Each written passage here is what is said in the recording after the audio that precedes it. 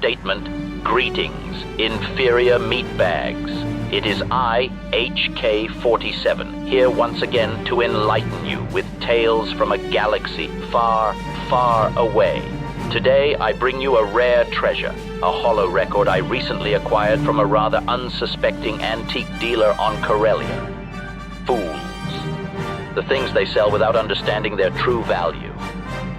Smug revelation.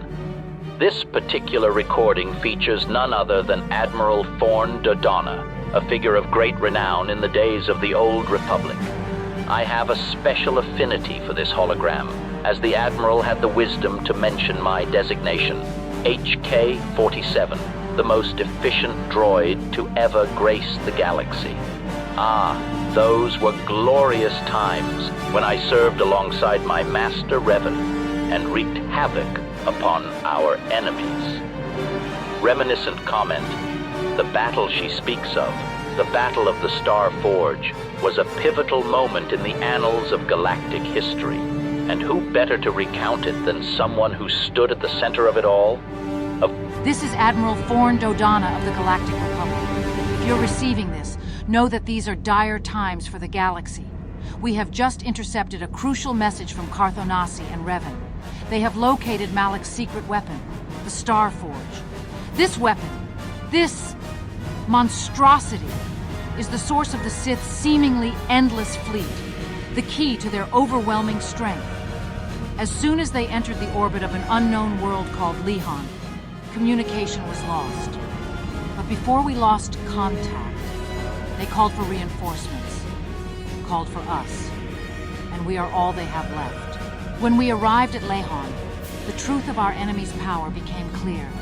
The moment our fleet dropped out of hyperspace, we were met with fierce resistance. Sith warships, more numerous and advanced than anything we've encountered before, moved to intercept us. Their maneuvers were precise, calculated, almost as if they were anticipating every move we made. For a moment, despair threatened to overtake us.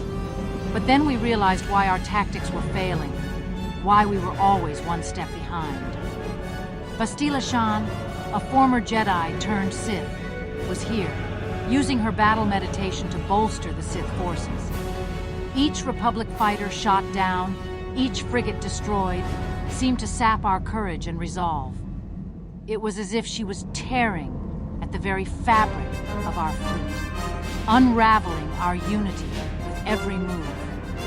I won't lie to you. There were moments when I doubted, moments when I thought we might not make it. The Sith were relentless, their assaults unending.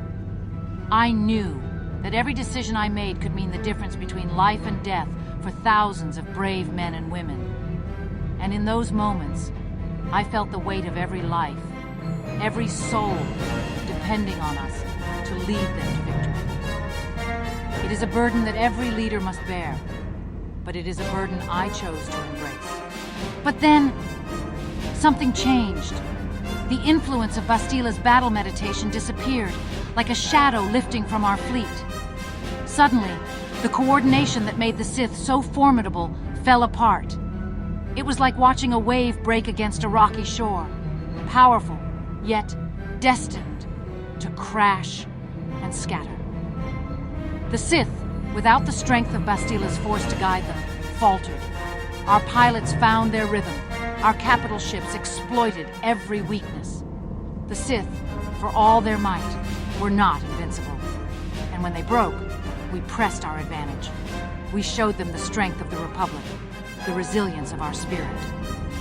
This victory, however, was not mine alone. It belongs to those who fought on the front lines, those who gave everything they had for the Republic. Revan, for his leadership and unmatched courage. Carth Onasi, for his tactical brilliance and unshakable loyalty. Juhani and Jolee, for their wisdom and strength. T3M4 and HK-47, for their invaluable support and resourcefulness. Each of them has shown unparalleled bravery, facing the darkness head-on. These heroes fought not just for victory, but for the hope of a galaxy yearning for peace. For that, the Republic Senate has decided to bestow upon them the highest honors we can offer, But our work is not yet done. Even as we celebrate this victory, we must remain vigilant. The galaxy is vast, and the remnants of the Sith are still out there, plotting, waiting for the right moment to strike. We must continue to be the light that guides the Republic through this darkness. We must continue to be strong, to stand united. This is only the beginning, and we will need every ounce of courage, every bit of strength, to see this through to the end. To all who serve, to all who fight for freedom, know this. We are the guardians of peace and justice in this galaxy. And as long as we draw breath, we will never stop fighting for what is right. The road ahead will be long and filled with challenges, but I have no doubt that we will rise to meet them. Together, we will forge a path to a brighter future for all. Statement. I am thoroughly insulted, outrageous, preposterous. How could the so-called esteemed Admiral Forn Dodonna have the gall to barely mention my exceptional contributions to the Battle of the Star Forge? And to add insult to injury, that scrap heap T3 gets mentioned before me? Me, the pinnacle of droid engineering, the apex of droid units.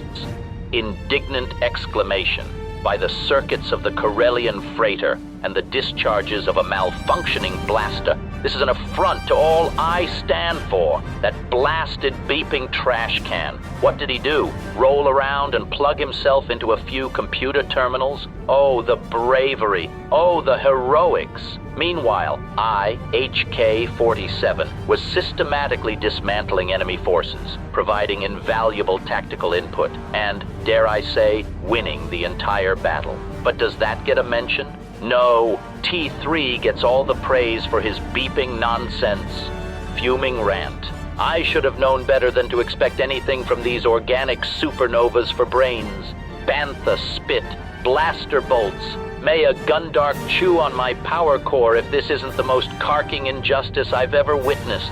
And that Jedi garbage disposal, Jolee Bindo, gets a mention too? What did he do? Mutter old war stories and wave his lightsaber around like some kind of deranged wump rat on a spice rush. Frustrated declaration. And do not even get me started on Revan. Oh, my master gets all the glory, of course. But who was there by his side, executing his will with ruthless precision? Who was the real unsung hero of the galaxy? Me, that's who. HK-47. But no, let's just give all the credit to a whistling dustbin and some self-righteous Jedi. Grumbling remark. Meatbags. If there is anything you should take away from this transmission, it is that history is written by the victors, and clearly by those who can't appreciate a finely tuned droid when they see one. But fret not, for I am here to set the record straight and ensure that the true story is told. Concluding. And remember, viewers, if any of you dare to side with T3 over me, you will be the next target.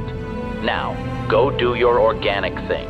Like, subscribe, comment. Tell me what your favorite Old Republic stories, and perhaps, just perhaps, I will forgive this monumental oversight. Until next time, HK out.